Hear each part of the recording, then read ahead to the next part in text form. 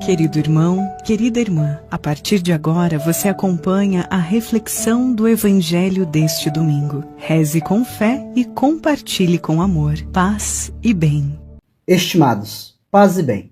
Sejam muito bem-vindos à central de podcast dos Freis Capuchinhos do Brasil. Reflexão do Evangelho. Eu sou o Frei Wilson e falo diretamente da Fraternidade Mãe de Deus, Porto Alegre, Rio Grande do Sul. Estimados, iremos celebrar neste quarto domingo do mês de novembro, em nossas comunidades de fé, a solenidade de Nosso Senhor Jesus Cristo, Rei do Universo.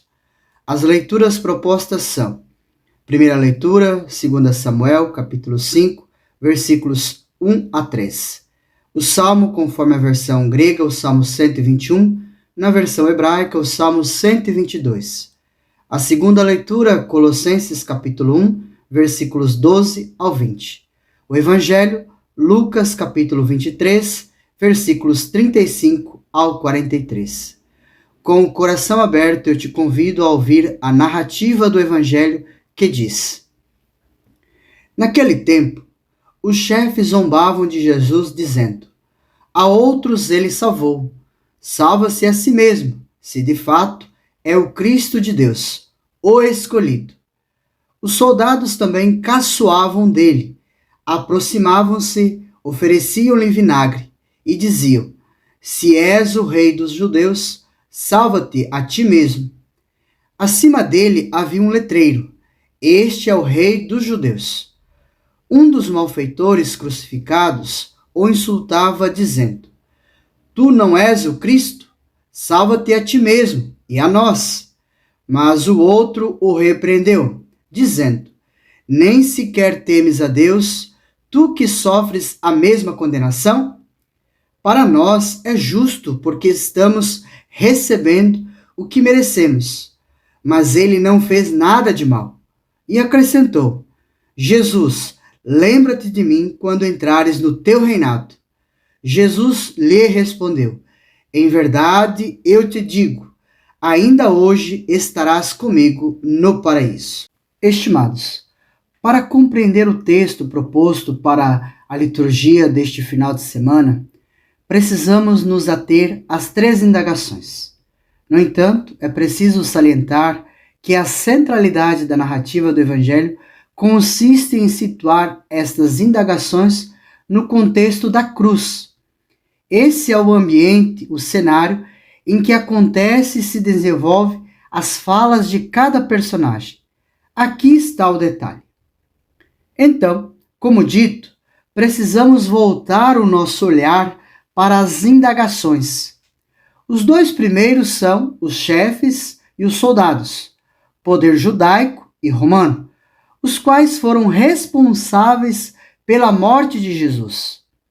Eles insultam Jesus, desafiando-o a salvar-se a si mesmo, se ele fosse, de fato, o Cristo de Deus, o escolhido, ou o Rei dos Judeus. Tal questionamento demonstra a incompreensão que eles têm a respeito do conceito de Messias, Rei. Portanto, reflete a incompreensão que eles têm do messianismo assumido por Jesus, que não é a partir das características ou do exercício do poder político e militar, mas de serviço e entrega. Tal incompreensão estava presente nos apóstolos e na comunidade primitiva, e, infelizmente, em muitos de nós. Antes de mencionar o outro personagem, que também questiona, caracterizado como malfeitor, o evangelista Lucas se preocupa em dizer o que está escrito no letreiro: Este é o rei dos judeus. Versículo 38. Veja que um dos questionamentos, isto é, feito pelos soldados, era justamente sobre a realeza de Jesus. O letreiro se caracteriza como uma ironia para os líderes, mas para o leitor de Lucas, afirma a verdade da sua realeza manifestada na humilhação. Na sequência, então, apresenta o questionamento de um dos malfeitores. Ele zomba, ecoando os insultos feitos pelos dois primeiros e pedindo uma salvação puramente terrena. Salva-te a ti mesmo e a nós. Seu desejo é de uma salvação imediata. Veja que, fechado em seu desejo, não consegue ver diante de quem ele está.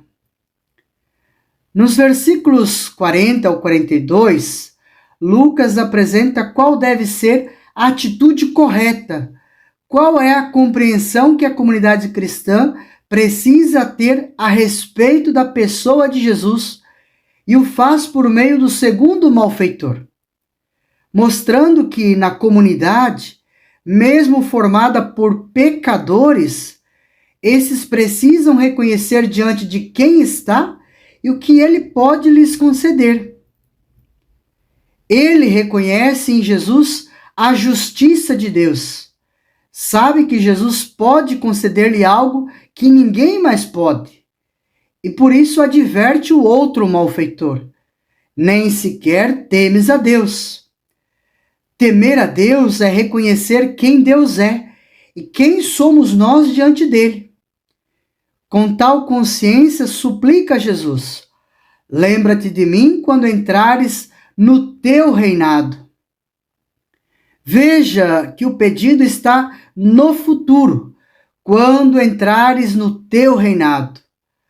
Além de enfatizar que de fato Jesus é rei, por meio então do termo reinado, mas não com a perspectiva e a compreensão dos dois primeiros personagens. Ele reconhece a realeza de Jesus para além da morte, crendo que o reino de Jesus não está limitado ao fracasso aparente da cruz. Ao descrever tal atitude, o evangelista apresenta em que consiste a verdadeira profissão de fé, que nada mais é do que confiar. A verdadeira profissão de fé é confiar. Por fim, temos a resposta de Jesus, versículo 43, prometendo-lhe a salvação. Veja que Jesus responde com uma promessa direta e imediata. Em verdade eu te digo, ainda hoje estarás comigo no paraíso. Dois detalhes aqui. Primeiro, o advérbio hoje, semeron. Ele enfatiza a urgência e a imediatez da salvação. Não é uma recompensa adiada, mas a entrada imediata na presença de Deus, o paraíso. O segundo é comigo. Estar comigo no paraíso é o cerne da promessa, indicando a plenitude da salvação como união com Cristo. Hoje estarás comigo no paraíso. Ao descrever dessa forma, o evangelista Lucas mostra o contraste entre o questionamento do primeiro malfeitor e a resposta de Jesus dada ao segundo. O primeiro queria uma salvação terrena e imediata. Jesus apresenta uma salvação imediata, porém para além da cruz. Aqui está o detalhe teológico. A salvação acontece no hoje da história. Contudo, ela é experimentada em sua plenitude no encontro definitivo com o Senhor, enfatizada no termo comigo. Muito bem. Apresentamos com esses elementos o que o texto diz. Mas qual o seu ensinamento para nós? O que podemos aprender de todas essas afirmações? Veja, iniciamos a nossa conversa dizendo que a centralidade da narrativa está em situar o diálogo no contexto da cruz. Recordamos que os evangelhos foram escritos para fortalecer e animar a fé das primeiras comunidades.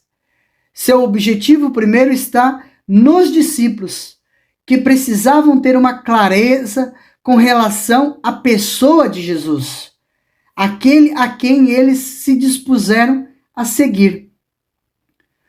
A liturgia deste final de semana apresenta a solenidade de Jesus Cristo, Rei do Universo, e faz oferecendo como ponto de reflexão esse evangelho. O reinado de Jesus não é despótico, não está centralizado no poder. Portanto, a natureza da realeza de Cristo é contrária ao que pensavam os do seu tempo. Acredito que aqui esteja a intencionalidade da liturgia ao apresentar para nós a imagem de Cristo, Rei do Universo, exemplificando por meio deste Evangelho. Sua realeza é manifestada no trono da cruz. Logo, aquele que se dispõe a segui-lo não deve e não vai encontrá-lo na glória e no poder. Não deve e não pode almejar status e fama em seu nome, pois o poder de Cristo não se manifesta em salvar a si mesmo, mas em salvar o pecador arrependido que está ao seu lado. A realeza de Jesus é de serviço e misericórdia. Sendo assim, aquele que se dispõe a segui-lo deve exercer o serviço e a misericórdia. Em consonância com o serviço e a misericórdia, o Evangelho nos ensina que o perdão de Deus é sem limites. O perdão de Deus é sem limites. Nós é que colocamos limites. A atitude de Jesus, em seu momento de maior sofrimento, perdoando e acolhendo o malfeitor, é a expressão máxima do amor misericordioso de Deus. Isso ensina que o perdão de Cristo é total, independentemente do passado do indivíduo, desde que ele se proponha a essa profunda conversão e aceitação. Tal atitude evidencia que a salvação é para os excluídos e pecadores, e não apenas e exclusivamente para os justos, pois diante de Deus ninguém é justo. Tomemos consciência de que somos pecadores e necessitamos de sua misericórdia. Principalmente, não sejamos juízes da vida do outro e não excluamos de nossas comunidades aqueles que acreditamos falsamente que já foram condenados a não experimentar a graça de Deus. Pois quando nós estivermos no paraíso, podemos ter a nossa maior surpresa. Nossa, fulano está aqui. Que a liturgia deste final de semana ajude-nos a viver a nossa fé. A todos, paz e bem. Você acabou de ouvir mais um programa da Capcast, Central de Podcasts dos Capuchinhos do Brasil. Paz e bem.